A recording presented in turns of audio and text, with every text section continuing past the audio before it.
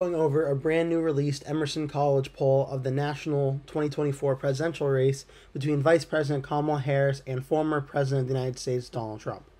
The poll finds that 49% of respondents are with Harris and 47% are with Trump at this time. This poll as of September 5th, 2024. So, as I mentioned, the support found that Harris is 49, Trump is 47 of U.S. Likely voters. 3 percentage points are considered undecided, and 1% plan to vote for someone else. In the last week of August in the 2020 election, Emerson National Poll, this is back in 2020, found that Biden led Trump similarly to Harris, 49 to 47. The director, Spencer Kimball of Emerson College Polling, said the 2024 presidential race currently mirrors 2020, with the Democrat lead narrowing from 4 points to 2 in national polls. In 2020, Biden reestablished his 4-point lead in late September ahead of the first debate. Now we'll see what the impact of the debate will be on the trajectory of this race.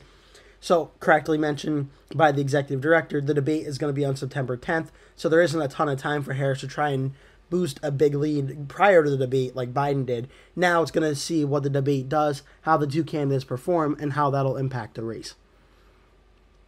So as you can see from the chart here, it shows that back in July, it was Trump at 50, Harris at 45 when she first jumped in the race after Joe Biden dropped out of the race. Harris quickly surged up to 50% in August. Trump went down to 46, and now Harris still holds a 2-point lead. She has gone down by 1% slightly. Trump has gone up by 1% slightly, showing a very close and competitive election. Suburban voters are split, with 48% supporting Harris, 47% supporting Trump. And Kimball says this lies within a gender divide, suburban men breaking by 17 points for Trump, 57 to 40. Suburban women breaking for Harris, 18 points, 56 to 38. On the generic congressional ballot itself, 48% support the Democratic candidate, while 44% support the Republican candidate. 51% of people have a favorable view of Harris, while 49% have an unfavorable view of her. Trump favorability is at 47, with unfavorability at 53. 41% of voters in this poll responded with an approval rating for Joe Biden, while 53% disapproved of the job Biden has been doing. Since mid-August, Biden's approval rating has improved by 2 points, from 39% up to 41%. And also in this poll, I looked at whose character and persona would you like to see a young child grow up to have. 54% said they'd rather have someone or their child be like Kamala Harris's character and persona over Trump's, 54 to 46. As for the issues of this poll and the race itself, the economy remains a top issue at 43%, followed by immigration at 15%, threats to democracy 14, abortion access 7, healthcare 6, crime 4, and housing affordability 3. For those who say the economy is the top issue, the most important issue in this race, it broke for Trump 62 to 36% in favor of him, as well as immigration with 84 to 13. Those who say threats to democracy break for Harris, unsurprisingly, are 84% to 12% in favor of her, along with housing and abortion breaking for Harris as well.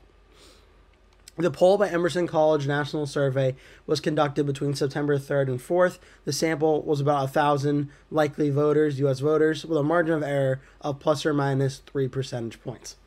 So this poll is also very much right in line, 49-47, with the regular politics average for this race, where right now Kamala Harris is a 1.8% lead over Trump.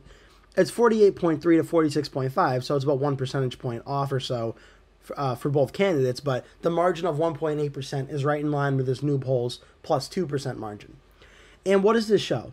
Well, one thing we're seeing is that I think it's pretty clear the national vote is going to go for Kamala Harris, as it did for Hillary Clinton in 2016 and Joe Biden in 2020. It's expected Kamala Harris will likely win the national vote. The question is, how much will she win the national vote by?